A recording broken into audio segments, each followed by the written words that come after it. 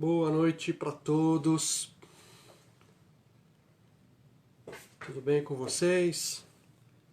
Sexta-feira.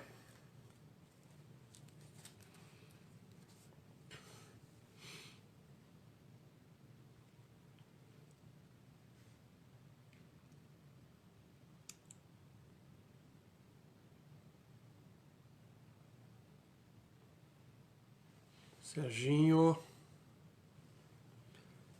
Oi, Selma. Maurício. Não está trabalhando hoje, Maurício? Oi, Val, a paz. Tudo bem com você? Irmã Conceição. Tudo bem? Selma, Anderson. Tá bem? Larinha, tá bem? Leandro. E aquela mesa lá, Leandro?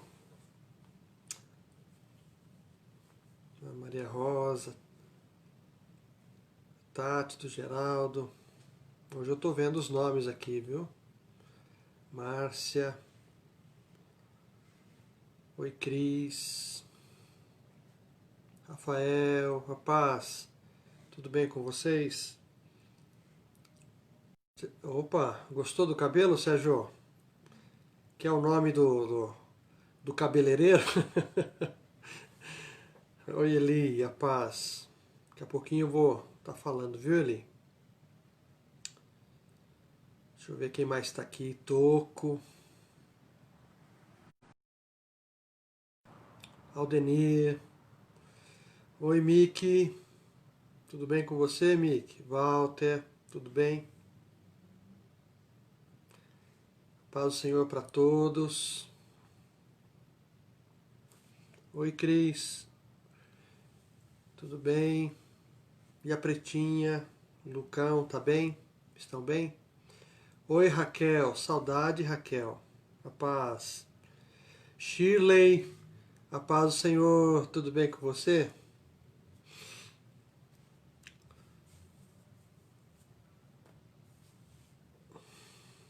A paz. Deli. A paz do Senhor. Marcão. Deus abençoe. Legal. É bom saber que os irmãos estão bem.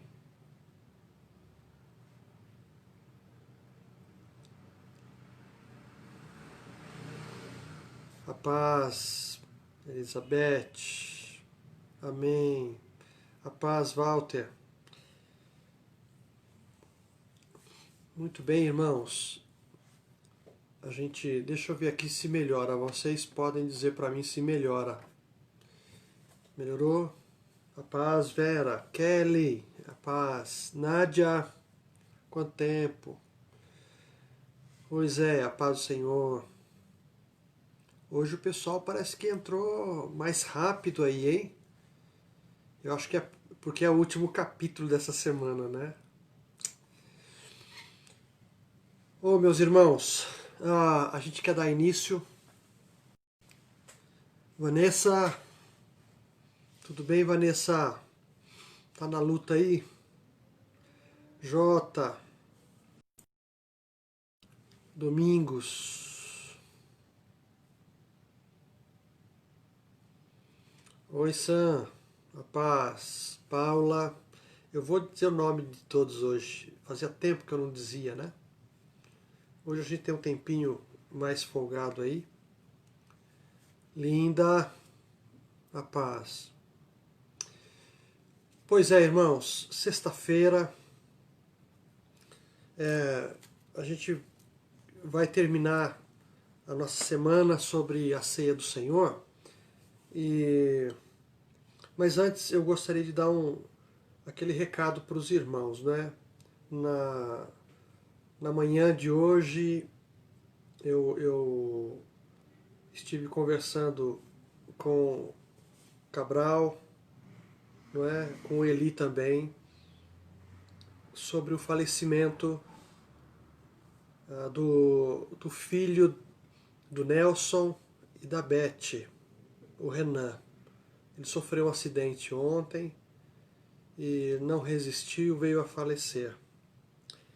nós estávamos orando por eles, né, pela família, por causa do Covid, e vem essa tragédia, e o nosso coração assim se entristece com isso, né, irmãos? A gente não tem assim muito o que dizer, a não ser que Deus esteja sustentando os nossos irmãos, dando a ele forças para resistir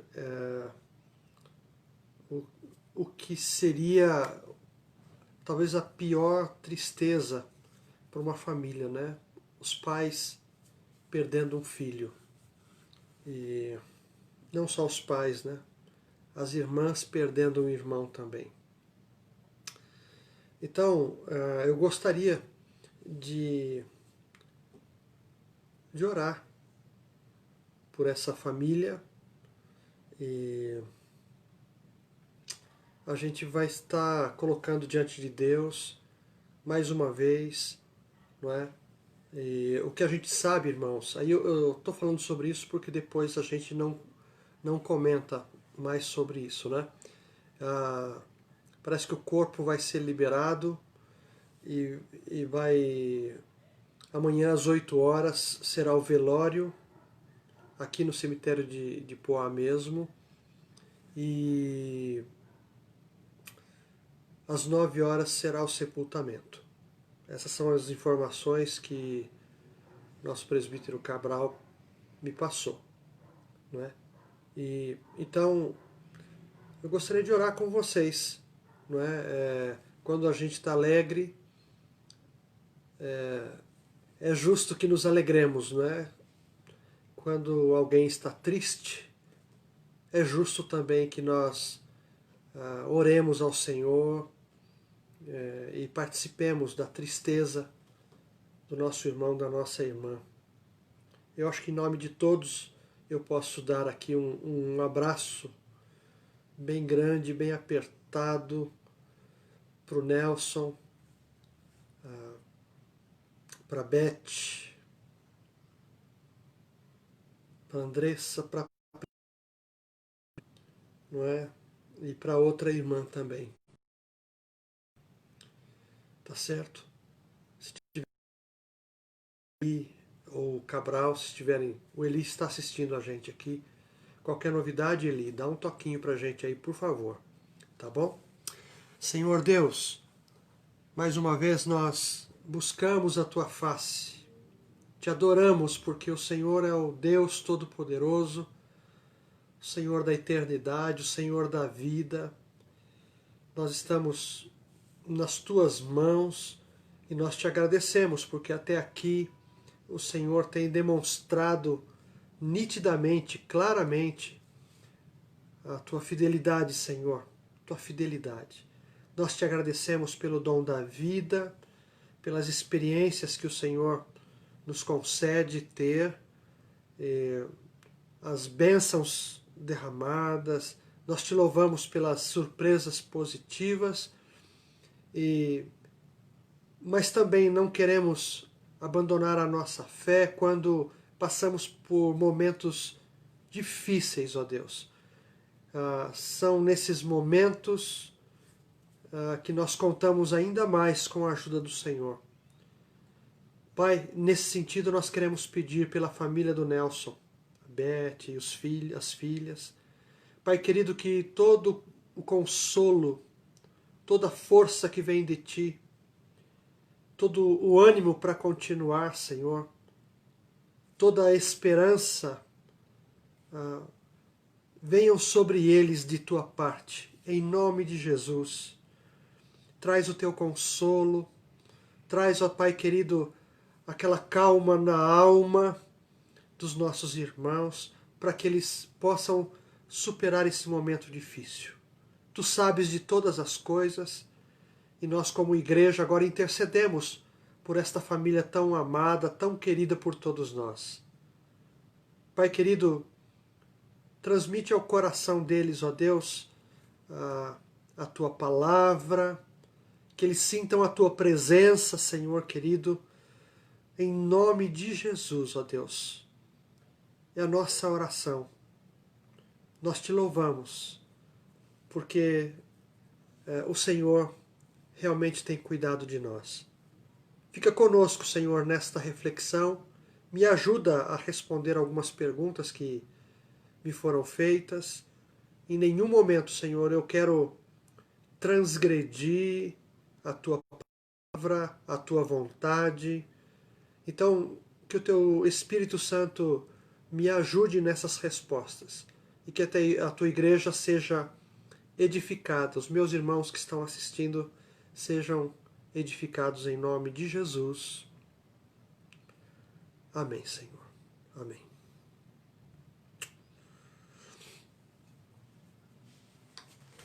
Pois bem, irmãos, nós falamos não tudo, não é, mas falamos um pouco sobre ceia, o que não é a ceia do Senhor, não é?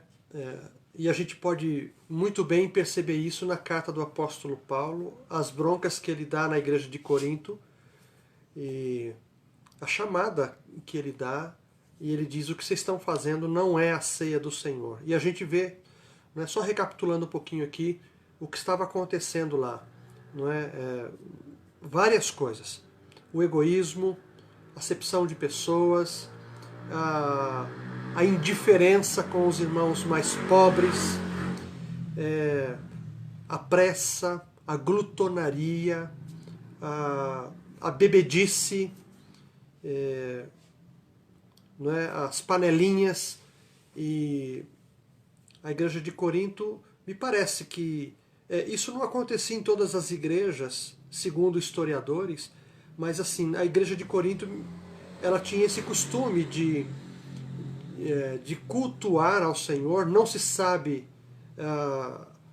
assim, a rotina, né, de quanto em quanto tempo, mas eles costumavam se reunir com uma festa, né, chamada ágape, onde todos levavam as suas coisas ali, a comida, e quem tinha mais levava mais, quem tinha menos levava menos, e quem não tinha ia assim mesmo para o culto. E na hora de comer e beber, né, antes da ceia, provavelmente era realizada antes da ceia, eles então comiam e bebiam, e de uma maneira exagerada, de maneira errada, de maneira egoísta. E Paulo então escreve para a igreja e diz: isso que vocês estão fazendo não é a ceia do Senhor, vocês não estão celebrando a ceia do Senhor. Eu também disse, principalmente ontem, sobre o que é a ceia do Senhor. Eu não esgotei o assunto, quem sou eu para esgotar o assunto? Mas assim, eu citei aqui 9 coisas, eu não vou repetir essas 9 coisas, mas o que é a ceia do Senhor? O significado, o que representa, o que Jesus esperava dos seus discípulos, o que os apóstolos entenderam e passaram, principalmente o apóstolo Paulo, não é? É o que mais fala sobre isso. Os outros narram o acontecimento naquela Páscoa, né? O jantar no cenáculo, a celebração da Páscoa, mas o apóstolo Paulo vai ser aquele que vai escrever mais sobre essas instruções dadas pelo próprio Jesus. Então, algumas perguntas me foram feitas, não é? E eu vou citar algumas aqui. Eu não quero me ater muito, eu não quero falar muito, mas talvez você tenha a mesma pergunta para mim, talvez seja uma pergunta que você gostaria de fazer. Então hoje vai ser um dia de falarmos um pouquinho, né, de darmos uma resposta para algumas perguntas aqui. A Meire, ela perguntou, eu não vou citar todos aqui, me ocorreu isso, ela foi a primeira a fazer a pergunta. Ela diz: o que nós fazemos com os elementos da ceia que sobram, não é? Porque sobra, irmãos, sobra pão, sobra cálice. Não sei se vocês já repararam, mas em algumas ocasiões faltou pão ou faltou o cálice no culto de ceia, onde celebramos a ceia. Não é? Aí lá vão os diáconos separar, né? Cortar o pão e também encher os cálices. Mas há ocasiões em que eles preparam uma quantidade maior e naturalmente sobra, não é? Há uma média de presença no culto de ceia e então às vezes, geralmente sobra. Então, Meire, o que a gente faz quando sobra? Parte vai ser distribuída para os irmãos que não puderam estar naquele culto, não é? Vai ser distribuída para os enfermos, para os idosos que não puderam ir, para alguém que não pôde, não é? E depois a sobra finalmente, né? A sobra final há uma orientação, isso porque muitos não sabiam o que fazer com o que sobrava. Não é? Por quê? Por causa daquele conceito de que o pão é sagrado, o pão é o corpo. Lembra que a gente começou a explicar isso no início da semana? Não é? Aquele lance da transubstanciação, como os católicos entendem. O pão se transforma no momento da consagração, das ações de graças, o pão se transforma. Mas como nós cremos de uma outra forma, aquilo continua sendo pão, e quando nós damos graças, não é? Aquele pão, ele representa, mas não há um poder mágico, não há nada que acontece com aquele pão, não é? Ele não é transformado. Então, nós damos um fim, assim, nós desfazemos o pão que sobrou, deixar ele dura um pouco na geladeira lá, não é? Mas depois nós não temos o que fazer. Então o que nós fazemos? Carinhosamente, não é? O corpo diaconal, principalmente as diaconisas, elas molham o pão e dissolvem o pão, não é? O cálice da mesma forma, nós derramamos o cálice e pronto. E é isso que acontece, não é? Alguns tinham um cuidado, antigamente era uma coisa mais mística, assim, não é? E alguns enterravam o pão, não é? Outros ficavam na dúvida, mas como nós entendemos que o pão e o cálice, eles representam, né? Eles são um símbolo de uma verdade e não são a verdade real, literal, então nós fazemos assim. Tá certo? Uma outra pergunta que foi feita aqui. E essa pergunta, irmãos, ela é quase que uma sinuca de bico. E vocês talvez concordem comigo. A pergunta foi feita, aliás, me parece que duas pessoas fizeram essa pergunta, dois irmãos. A Ana Paula e alguém que eu não sei. As crianças, elas podem ceiar? Essa é uma pergunta que não quer calar, irmãos. Há alguns aspectos aqui. Não é? Nós somos considerados assim, pentecostais, né, nem tanto, mas mais assim, ponderada, tradicional. Não é? Olha, o pastor Fábio Santana está conosco. A paz, pastor Fábio, Deus te abençoe. Obrigado pela sua assistência aí. Tá bom? Obrigado, Deus abençoe você. Então, com relação às crianças, veja só, se a gente for fazer um paralelo, eu até disse que a ceia não substituiu a Páscoa. Mas eu queria lembrar da Páscoa para fazer um paralelo aqui. Você pode imaginar a ordem que Deus deu para o povo de Israel celebrem a festa da Páscoa, comam a Páscoa. Não é? Então, quando chegava a época da Páscoa, a família se reunia, o cordeiro era morto, não é?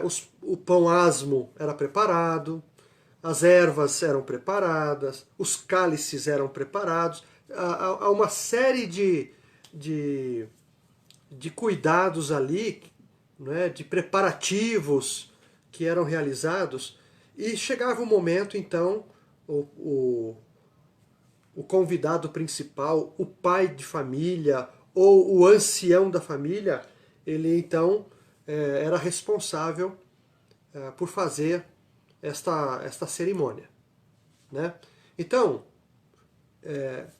a família toda, irmãos, a família toda participava da Páscoa. Não é? E havia assim uma responsabilidade muito grande, porque cada coisa que eles comiam, pegavam para comer, no meio da cerimônia ali, o responsável, ele contava a história, o porquê da Páscoa. Né? Então, Deus se manifestou lá no Egito, as pragas, enviou Moisés, não é? E Deus livrou o povo com o seu braço forte, e o sangue aspergido, o pão asmo. Por que, que o pão sem fermento?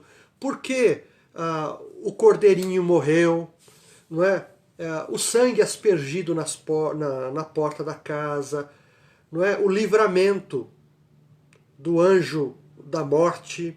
Então, quem que ouvia isso? Toda a família, inclusive as crianças, elas eram discipuladas, pequenas, elas já iam aprendendo a lei, os mandamentos do Senhor, o que devia fazer, o que não devia.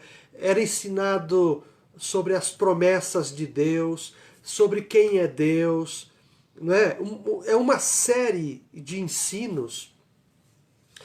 Para os irmãos terem uma noção, uma criança, ela aprendia a partir do momento da consciência, que ela começava, os pais já tinham o dever de ensinar essas crianças, andando pelo caminho, dentro de casa, assentado, andando, os pais tinham esse dever de ensinar os seus filhos. Então, quando eles chegavam na Páscoa, eles já sabiam, e eles comiam, participavam da Páscoa, conscientes do significado daquilo.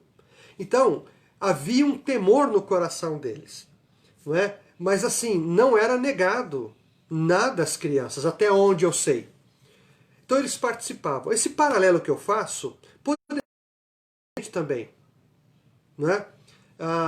Se nós pais ensinássemos os nossos filhos sobre o Evangelho, sobre a lei do Senhor, desde pequenininhos assim, e nós, não é? Eu esqueci de falar uma coisa. As crianças eram ensinadas e com 12 anos elas faziam um tipo de uma sabatina, né? Um teste, uma prova, e elas tinham que saber de cor sobre mais de 600 mandamentos contidos no Antigo Testamento. Elas tinham que responder, decorar isso aí e responder, não é? Hoje os nossos filhos, eles não têm assim muita noção, porque nós falhamos na educação espiritual dos nossos filhos, não é? Vocês podem reparar como as nossas crianças elas são bombardeadas pelo mundo, a escola, é TV, são jogos, e os pais não sentam, não oram, não contam histórias, não investem na vida das crianças, não conversam, não é? E a gente quer que os nossos filhos eles gostem dos cultos, gostem das nossas reuniões. vai ser difícil, não é? Então, inculcar na cabeça das crianças esses preceitos do Senhor, a vontade do Senhor, a história de Jesus, a história dos profetas, não é? As profecias, etc, etc, seria muito mais fácil responder essa pergunta, não é? Se nós tivéssemos esse costume sadio.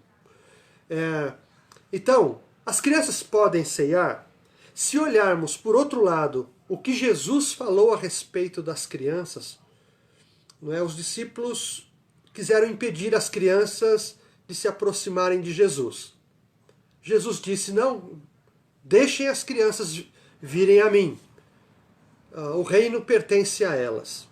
Jesus estava falando do coração, da ingenuidade, não é?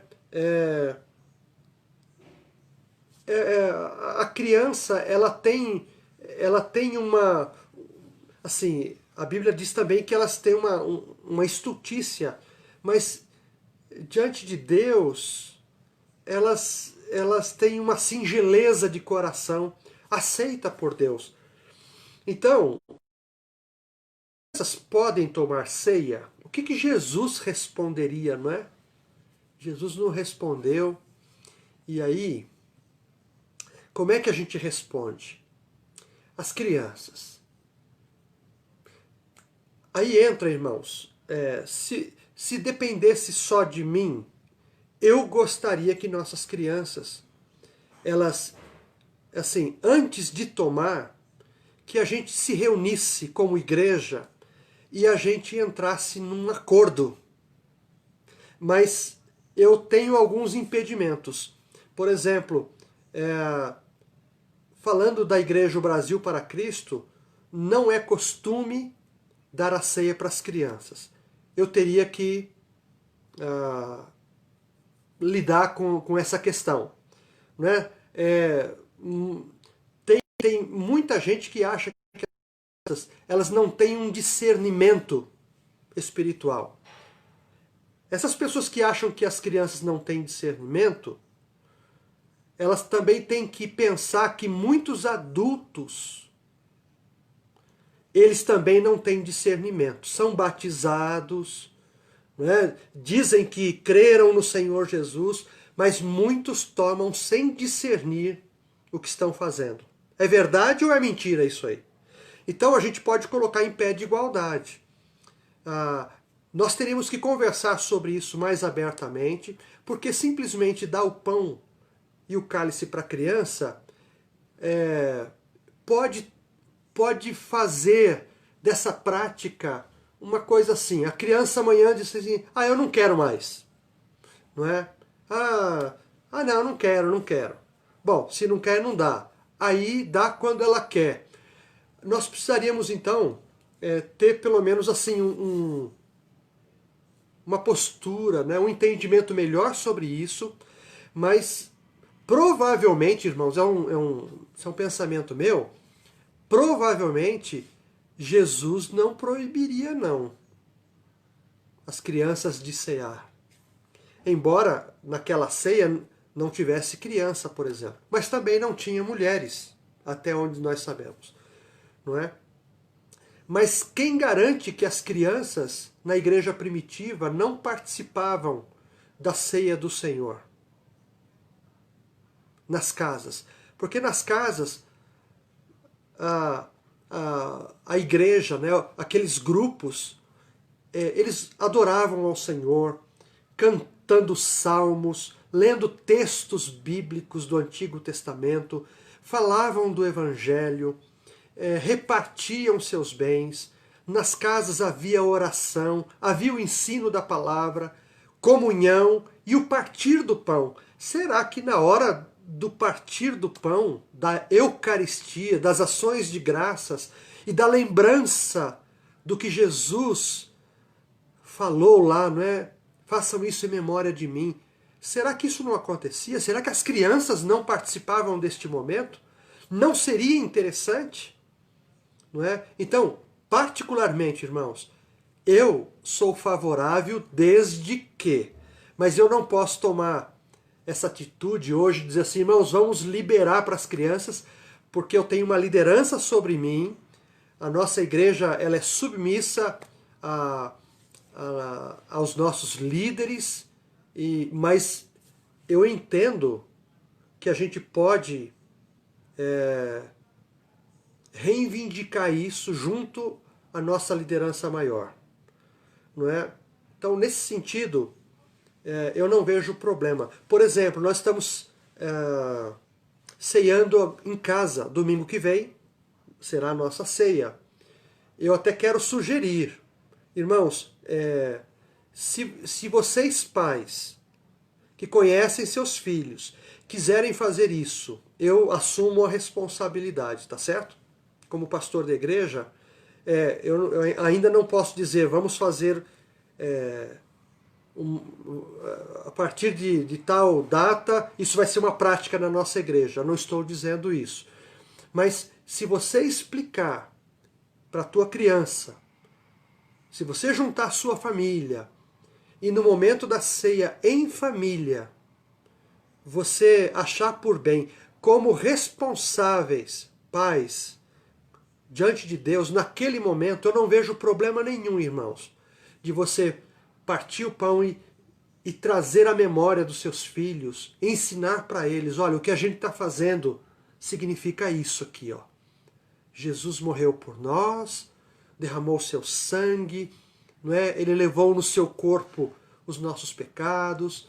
Eu não vejo problema nenhum em compartilhar o pão e o cálice com as nossas crianças, desde que elas tenham essa experiência. Tá certo, irmãos? É uma questão que demanda mais tempo, e eu estou gastando um tempo aqui, mas assim, a gente vai voltar a falar sobre isso, não é? Porque, irmãos, na hora de comer o pão do céu, os nossos filhos estão fora, a gente vai trancá-los no quarto e vai dizer, não, agora não. Pensa bem numa coisa dessa, não é? Então, a tradição humana, não é? As denominações, as vontades de líderes humanos, eu acho que tirou essa beleza, essa seriedade, essa profundidade espiritual que é a ceia do Senhor. Entre outras coisas, a ceia do Senhor também. Não é? E aí o pastor Reginaldo corrobora com a minha resposta. Ele está dizendo aí, ó, a Natália ceia conosco, não é? Desde a primeira vez. E eu não vejo problema nenhum, irmãos. O que a gente não pode é banalizar, não é? Embora o corpo e o cálice não se transformem em corpo e em sangue, nós não podemos banalizar o pão e o vinho. Eu aproveito, eu aprendi uma frase que é assim, os nossos filhos devem entender, né, a seriedade daquele momento, daquela cerimônia, e ao ponto deles sempre tratarem essa questão com muito respeito, com honra, porque nós estamos fazendo algo diante de Deus, para Deus, não é? Então eu aprendi uma frase assim: desonrar o símbolo é desonrar a realidade simbolizada. Então, eu acho que muitos fazem isso, não é? Tem alguns que levam uma vida irregular e chega na ceia, participam da ceia. Eu, particularmente, eu aconselharia essa pessoa a tomar vergonha na cara e levar Deus a sério na sua vida, para que na hora de participar da mesa do Senhor aquilo tenha validade espiritual, não é? Aquilo tenha a bênção de Deus. Não é só comer o pão, é experimentar da presença de Cristo naquela cerimônia, não é? E então a gente precisa tomar muito cuidado. Então, se formos passar isso para os nossos filhos, passar de maneira que eles não venham depois banalizar. não é? Aqui o símbolo. Porque quando se banaliza o símbolo, a gente desonra, não é? A realidade simbolizada. Muitos adultos precisam aprender isso, né? Infelizmente. Deixa eu ver aqui.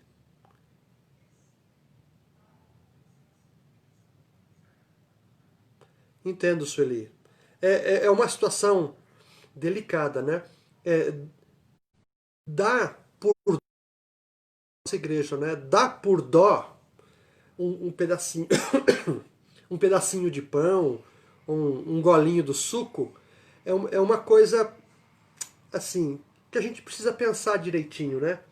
Em algumas igrejas, por exemplo, os pastores recomendam que os pais levem um biscoitinho, mas é muito estranho isso, irmãos. Eu confesso que é uma coisa muito estranha. E a gente vai voltar a conversar, não é? Tá bom? A minha resposta ela não é completa, não é?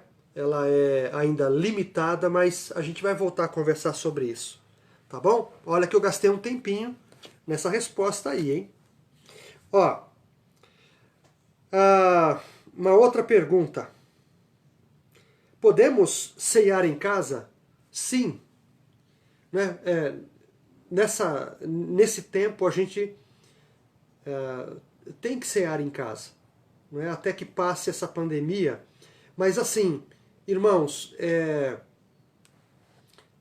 ceiar em casa não, não anula a nossa comunhão assim, com o grupo todo. Eu não posso ceiar em casa simplesmente para não ceiar com o resto dos irmãos. Porque se um dos significados da ceia é a unidade, aquele que ceia sozinho ou só o casal, não é? E ele está perdendo essa oportunidade da bênção da unidade. A gente precisa estar junto. Não tem sentido uma família cear sozinha e não cear com outras famílias. Para mim, é uma coisa manca, a não ser numa necessidade. Né? Numa necessidade. Porque é bom estarmos juntos. E eu quero, irmãos, tirar uma coisa aqui. A gente já ouviu, né? A ceia é feita bem no dia do dízimo. Então, isso aí é um golpe que os pastores fazem. Isso aí é uma manipulação e tal. E, olha, nós teríamos que ter um bom tempo para falar sobre isso. Acho que vocês me conhecem muito bem para acharem que a gente manipula os irmãos. É verdade que a gente traz, não é, no ministério algumas tradições que nem sempre são bíblicas. A gente aprendeu assim e a gente continua fazendo assim. Tem certas coisas que a gente não precisa fazer como a gente pegou lá atrás. Não é?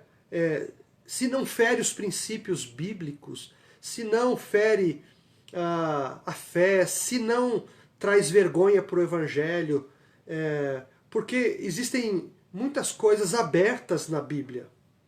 Não é? E às vezes uma denominação leva para um lado porque aquele assunto não é esgotado, não é fechado. Então, eles levam para um lado. A outra denominação leva para o outro. Não é? É a questão do batismo de crianças, por exemplo. Né? Nós não batizamos crianças, mas nós apresentamos essas crianças. Então, falando sobre a ceia das crianças, elas não são batizadas, mas elas foram recebidas no corpo de Cristo pela fé dos pais e pela fé da igreja também. Elas são consideradas corpo de Cristo. Sim, senhor. Não é? Então, ceiar em casa pode ter sentido numa necessidade. Se não houver necessidade, é bom a gente cear junto, não é? porque junto a gente aprende, a gente recebe o calor do irmão, e eu acho que essa era a ideia de Jesus, estarmos juntos, em amor, não é?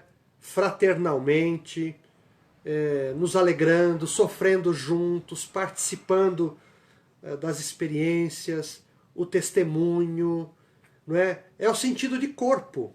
Ninguém, uma vez eu vi alguém dizendo assim, não é?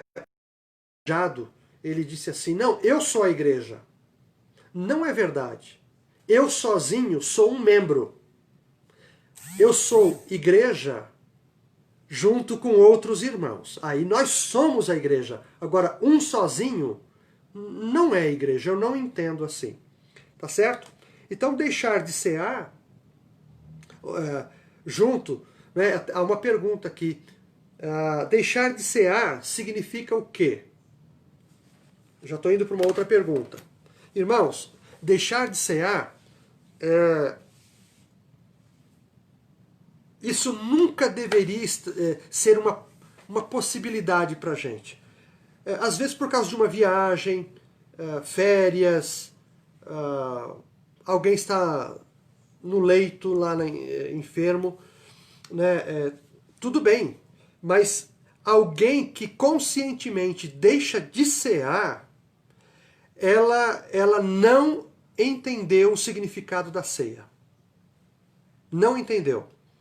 Então, quando eu deixo de cear voluntariamente, espontaneamente, por querer, eu não vou cear, a gente está sim infringindo um mandamento do Senhor Jesus. A ceia foi instituída pelo Senhor Jesus, não é? E é desejo dele cear com a gente. Alguém que quer se isolar não entendeu o significado de corpo, de unidade, de vínculo espiritual. Não é? Uma outra coisa por exemplo, a pessoa deixou de cear porque errou, pecou, cometeu um pecado lá. É certo alguém que pecou deixar de cear? Olha, irmãos, como eu disse, não deveria ser uma hipótese. Porque alguém pecou, o que a palavra do Senhor nos ensina? Se arrependa, reconheça o seu erro, se arrependa e não deixe de comer, de participar do corpo do Senhor. Porque a ceia, como nós vimos, ela é alimento espiritual.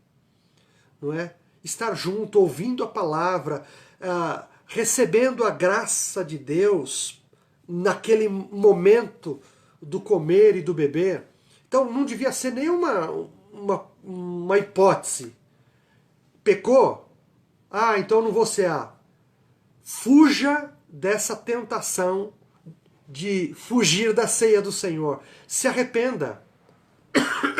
Você errou lá, você pecou contra o irmão. O que a Bíblia diz? Vai lá e não fica isolado. Tome uma atitude contra o teu erro. Vai lá e se conserta. Mas não deixe de participar. Porque quem deixa de participar, irmãos, parece que está dando mais valor ao erro do que ao remédio que Deus dá. Não é? Só deveria deixar de cear alguém que está brincando, na minha percepção, está brincando com o Senhor. Está zombando, levando uma vida torta, envergonhando o Evangelho.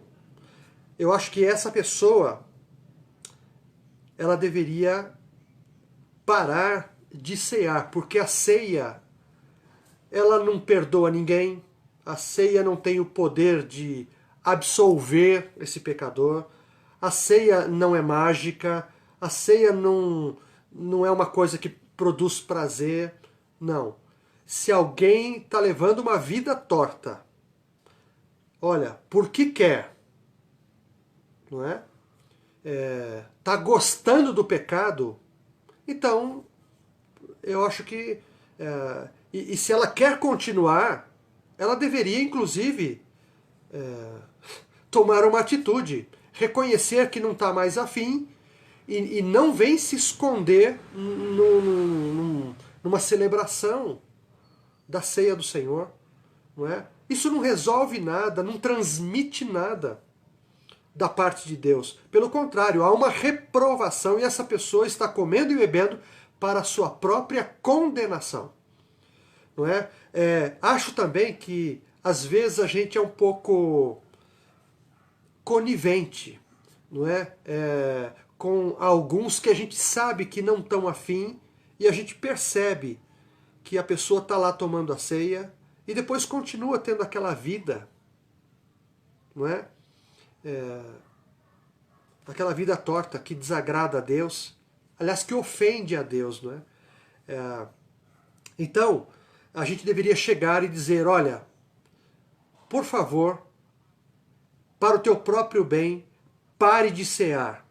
Aliás, se você quer levar uma vida deturpada, não é, diante de Deus, você não precisa vir para os cultos, você não precisa ceiar, você não precisa contribuir, porque Deus não aceita esse tipo de coisa. Aliás, Deus rejeita o ofertante e rejeita a oferta também. Deus não vai aceitar a oferta, seja o louvor, seja a oração, se a pessoa está longe de Deus.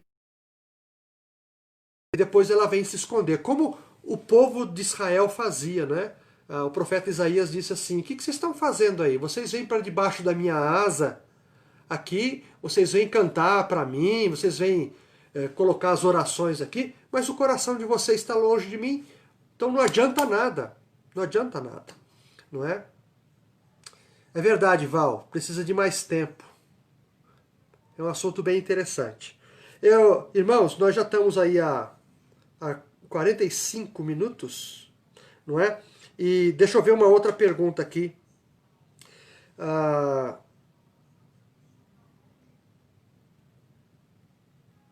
Eu já respondi duas aqui em uma só. Sim, a ceia pode ser ministrada por aqueles que não são oficiais. Olha, irmãos, vocês vejam bem como é interessante isso, né? Lembra que eu falei que tem coisas que, assim, a Bíblia ela não esgota o assunto, ela não fecha, a coisa fica aberta e cada um toma aquilo e leva para um lado. Por exemplo, não há menção nenhuma nas Escrituras, no Novo Testamento, sobre... Não, é o pastor que tem que ministrar a ceia. Na ausência do pastor, os presbíteros que têm que ministrar a ceia. Na ausência dos presbíteros, não tem nada disso. Não tem nada disso. A gente faz isso por uma questão até de ordem, mas essa hierarquia, no caso da ceia, não tem. A ceia era tomada em casa, era ministrada nas casas, né? Havia um responsável. Então, assim, isso não é bíblico, não tem respaldo bíblico. Tem que ter o pastor. Não. Tem que ter, da parte de todos, a consciência. Mas assim, a mesa ela pode ser preparada lá, pode ser por diáconos. No caso da nossa denominação, os diáconos e diaconisas, eles são os responsáveis por prepararem a mesa ali pra gente. Mas não tem, irmãos, não tem método. A forma, por exemplo, os diáconos levam a ceia para os irmãos poderiam vir para a mesa, não precisaria ser o pastor. A ceia ela pode ser ministrada pelos diáconos, não é? Numa eventualidade, um irmão não oficial, não é? Ele pode levar a ceia para um outro, porque a Bíblia não condena isso, né? E a Bíblia não impõe regras sobre isso. A gente faz por uma questão de ordem, não é? Assim, talvez para não banalizar, alguns cuidados foram tomados, não é? Mas não tem. Por exemplo, biblicamente falando, naquele texto de Atos, no capítulo 6, os diáconos cuidavam da mesa, não é? Não tem nada a ver com a ceia do Senhor, não é? Não tem nada a ver. O cuidado da mesa, naquele texto, é porque os apóstolos disseram assim: irmãos, tá difícil a gente ter que ensinar, pregar o evangelho, orar, não é? E também servir as mesas, ou seja, fazer as cestas básicas para as viúvas, para os necessitados, era muita coisa. Então, Pedro disse: irmãos, olha, escolham entre vocês aí, elejam entre vocês 7 irmãos que sejam cheios do Espírito Santo, de boa reputação, não é? Homens tementes a Deus, de boa reputação, para que eles cuidem da mesa. Que mesa é essa? Não é? Era aquele lugar onde eram preparadas as cestas básicas para distribuição, principalmente para as viúvas necessitadas. Não é? Não tem nada a ver com o que nós temos lá em Calmon Viana. Não tem. Esse texto não está ligado ao ofício do diácono. A gente faz porque nós recebemos assim, não é? Aprendemos assim e reproduzimos, mas e fazemos com boa fé. Não é porque não está na Bíblia que seja uma coisa boa para fazer. Traz uma certa ordem, não é? Mas não tem nada a ver. Então tem muitas coisas, irmãos, que a gente vai ter que conversar. Não é? Eu me propus a falar sobre essa ceia, tirar algumas dúvidas, quebrar alguns tabus, e faço isso com muito temor, não é? Diante de vocês, principalmente diante de Deus, não é? Deixa eu ver aqui que o Serginho está colocando. Era estranho que era todos com a mesma água. Eu não entendi, Serginho. Você fala o lavar as mãos? Antigamente, não é? Havia uma bacia com água, a gente lavava as mãos e distribuía a ceia. É isso que você está falando? Não é? E nós já não fazemos aquilo, não é? E agora, depois da pandemia, eu acho que nós vamos ter que tomar um cuidado maior com relação à nossa higiene, não é? Olha que coisa interessante, né, irmãos? A distribuição do pão e do vinho. Às vezes, com a boa intenção de trazer uma compreensão melhor, não sei se vocês se lembram de algumas ceias que nós pedíamos assim, olha, troque o cálice, troque o pão com o seu irmão, não é? Que, assim, no sentido de dizer, olha, nós participamos do mesmo pão, eu e você somos iguais, partilhamos do mesmo pão que é Cristo, nós estamos cobertos pelo sangue de Cristo, tal. Hoje já é difícil fazer isso, né? É difícil fazer. Troque o cálice, porque a gente não sabe. A pessoa ficou segurando o cálice um tempo todo, mas a gente não sabe onde que ele colocou a mão antes de entrar. Né? Agora, essa coisa do álcool em gel vai ter que funcionar melhor, né? Então, é isso. Irmãos, olha, quase já 1 hora.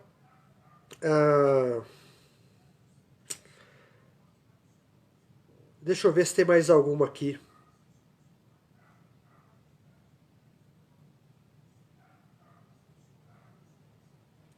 Os não batizados, eu termino com essa aqui. Os não batizados ainda podem participar da ceia do Senhor?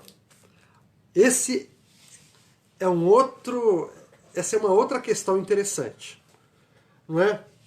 O ladrão da cruz, claro, ele estava pregado na cruz, não deu tempo ali, né? Ele não foi batizado, né? Ele não participou da ceia, ele não dizimou, né, não ofertou, e ele foi recebido por Jesus. É um caso à parte, é uma exceção, mas assim, aquele que crê realmente no Senhor Jesus, entendeu a mensagem do Evangelho, o Espírito Santo falou no coração dele e ele creu que Jesus é o Filho de Deus, que é o único Salvador, não é? Que é o Messias, que ele ressuscitou dentre os mortos, que ele está sentado. Se essa pessoa creu de todo o coração, de verdade, ela, se morrer depois desta decisão, se ela morrer, ela vai para o céu? O que vocês acham aí? Respondam rapidinho para mim, sim ou não? Vocês que estão assistindo aí.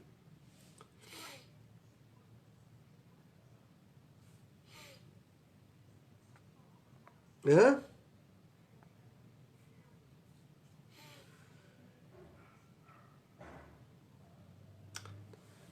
Sim? Maurício, vai? Vai. Vai, irmãos, porque o batismo, embora ele seja uma ordenança do Senhor, não é? Ele não salva. O batismo não salva.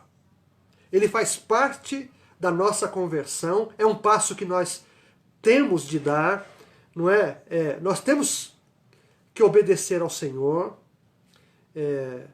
Então, veja bem,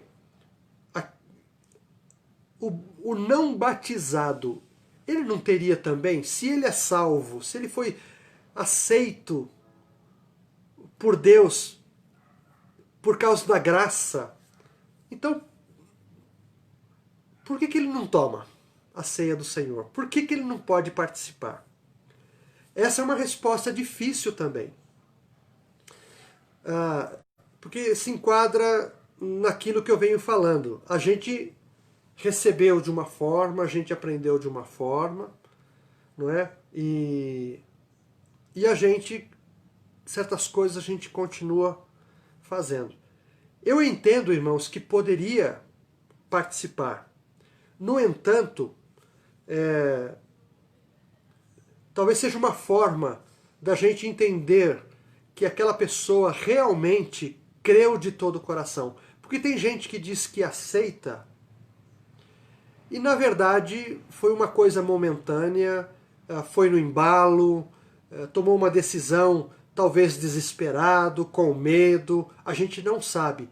E também não é responsabilidade nossa ficar sabendo, é entre ele e Deus. Então a gente tomou essa postura, olha, você que ainda não é batizado, aguarde mais um pouquinho. Seja batizado, não é? E participe.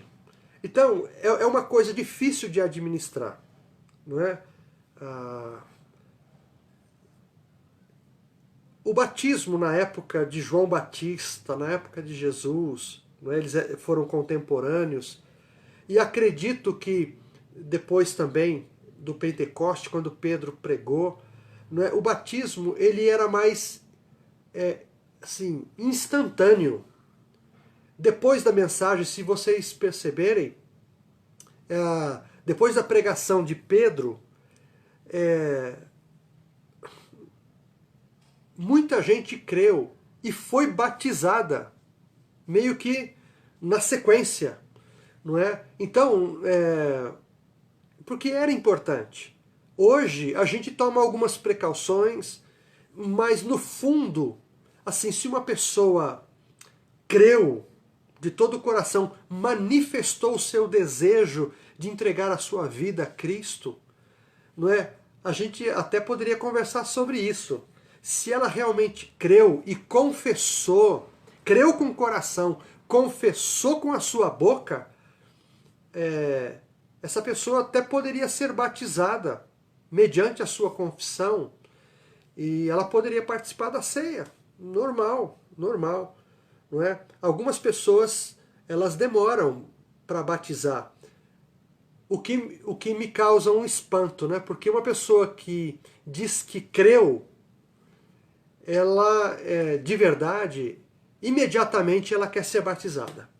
Com certeza o Espírito Santo a convence. Hoje, por causa de muitas coisas que acontecem, a gente vê uma certa dúvida, vou esperar um pouco, agora não. Então, essas coisas também a gente coloca na balança, não é? Mas assim, particularmente, eu penso que, olha o Marcelão Carioca dizendo ali, ó, o eunuco, por exemplo, né? O eunuco foi evangelizado por Filipe, creu, e no caminho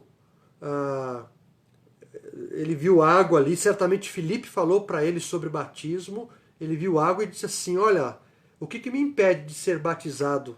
Ele falou, e Filipe responde, nada. Se você crê de todo o coração que Jesus, ele é o Messias, não é? Ele o personagem de Isaías, da profecia lá principal, você pode. Imediatamente viram umas águas ali, pararam a carruagem, eles desceram e Filipe teve o prazer de batizar aquele funcionário, não é, de Candace, aquele etíope. Então, irmãos, eu quero agradecer a companhia de vocês. Eu não vou esgotar esse assunto, mas se vocês toparem, em outras ocasiões, a gente pode voltar a falar sobre isso. E assim, papo aberto, rasgado, não é? Eu teria o maior prazer de responder algumas perguntas ou deixar vocês ainda com dúvida, né? Porque eu preciso aprender muita coisa ainda. Tá certo? Se alguém não concordou comigo, se alguém se chateou com alguma resposta aí, vamos conversar depois disso, tá bom? Eu quero encerrar, irmãos, dizendo, se você não se lembrou, hoje está sendo, na verdade, o aniversário do Valdeban. Hoje ele completa 60 anos, ele entrou na turma dos 60, não é?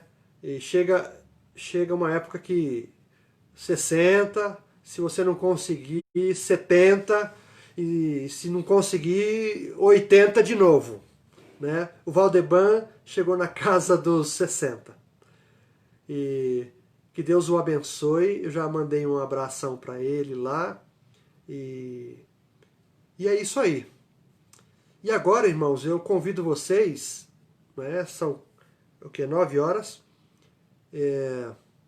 como uma pizza aí com a sua namorada, com o seu namorado, não é? Tem um momento aí, põe uma toalha limpinha sobre a mesa, encomenda uma pizza, faz alguma coisa aí, porque hoje é o dia dos namorados, né? É hoje, Flor? É hoje. A minha namorada já está me esperando lá, não é?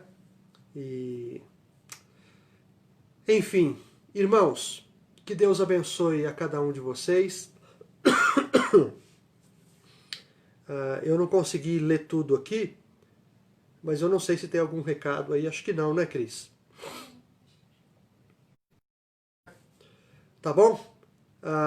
Obrigado por todos vocês me aturarem essa semana aí. Eu sei que não é fácil, mas eu preciso trabalhar, né, irmãos? É uma forma de estar, assim, ajudando e de auxiliando. Eu quero sempre ser um instrumento de Deus para a tua vida. Então é isso. Que todos tenham um excelente final de noite. Viu? Um abraço a todos vocês. Que o amor de Deus Pai, que a graça de Jesus Cristo, o seu Filho amado, nosso Salvador, e a comunhão e as doces consolações do Espírito Santo sejam com todos os meus irmãos, a Igreja do Senhor, hoje e sempre. Amém. Amém.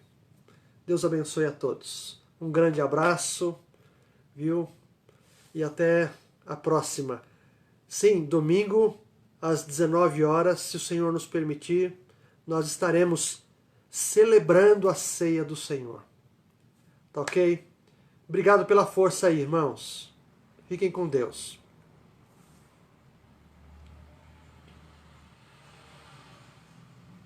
Valeu, Sam. Conceição, Linda, Zé Luiz, Tiago, Rô. Ô, Juliana, um grande abraço para você, viu, minha irmã? Raquel, Miriam, Deus abençoe. Márcia, Deus abençoe. Leandro, um abraço. Pra Cleia também. Linda. Carioca, Deus abençoe. A paz. Kelly, um abraço aí na família K. Viu? Oi, Nádia. Deus abençoe. Obrigado. Selma, um beijão na Laurinha. Um abraço no Anderson. Quem mais? Miquelina. Deus te abençoe. Hoje é dia dos namorados, Miquelina. Eu tentei arrumar um pra você, mas não deu certo, né? Marcão, Deus abençoe você. Isabel, um abraço aí na Marjorie, no Éder. Serginho, obrigado. Você é uma bênção, viu? Tua presença, tua participação. Tia Arlete, Vivi, Jota. Um abraço, meus queridos.